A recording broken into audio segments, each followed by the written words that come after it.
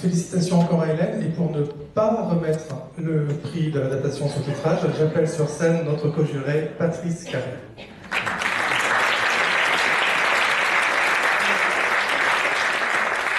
Bonsoir, vous êtes un petit mot que vous avez préparé, je crois. Oui, j'ai préparé. Moi, je suis comme Paulina, j'en reviens pas. Mais on m'a invité à préparer quelques mots, donc j'ai préparé 8 pages. Et puis, comme vous avez de la chance, comme je suis adaptatrice, j'ai beaucoup.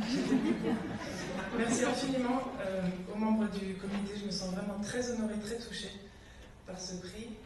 Merci à l'ATA, à ses fondateurs et à ses membres actifs qui font un travail extrêmement important pour nous donner de la visibilité et nous défendre, et pour que nos métiers puissent continuer à être exercés avec noblesse.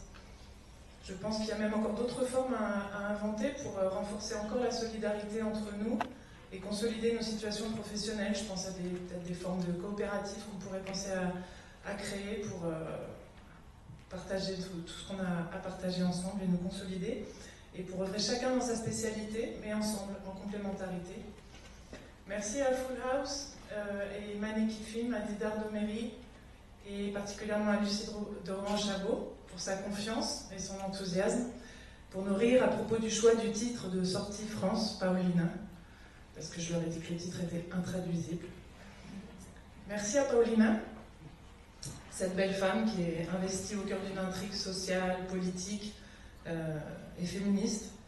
Mon travail sur ce film, c'est le fruit de ma longue histoire d'amour avec Buenos Aires, qui a commencé il y a une vingtaine d'années, et puis avec le cinéma argentin, qui est un cinéma qui se regarde beaucoup le nombril, mais qui aussi sait porter un regard vraiment très intense et très intéressant sur le monde, comme le prouve ce film. Merci aussi à mes collègues et amis du métier pour leur confiance, leur soutien. Il y en a plusieurs dans la salle, je ne vais pas les nommer.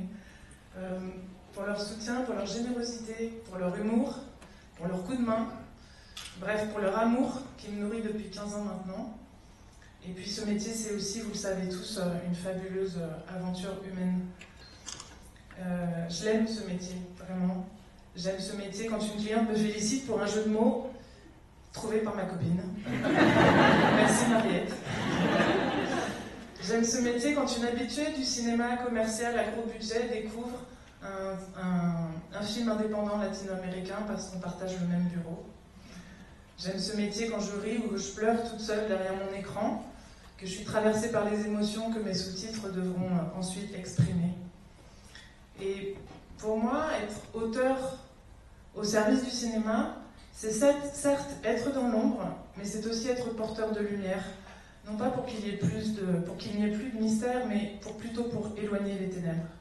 Être auteur et traducteur, c'est plonger dans les racines de nos différentes cultures pour prendre de la hauteur. C'est enrichir l'humus avec nos mots pour faire pousser encore et toujours cette diversité. C'est approfondir pour mieux élever le débat, par-delà les frontières et les murs, qu'ils soient déjà construits ou pas. Y a-t-il un trait d'union à par-delà ? Je pose la question. Traduire, c'est trahir, bien sûr, un peu, beaucoup passionnément. C'est transiger, travestir, c'est tramer, tisser, tirer, tergiverser, tournicoter, tarabiscoter, tracasser. Et traduire, pour moi, c'est surtout transmettre de la culture à l'autre d'ici, à l'autre d'ailleurs, à l'autre d'aujourd'hui, à l'autre de demain. Et au nom de tout cela, cette distinction me conforte dans mon choix. Que ferais-je d'autre dans la vie que ce métier-là ?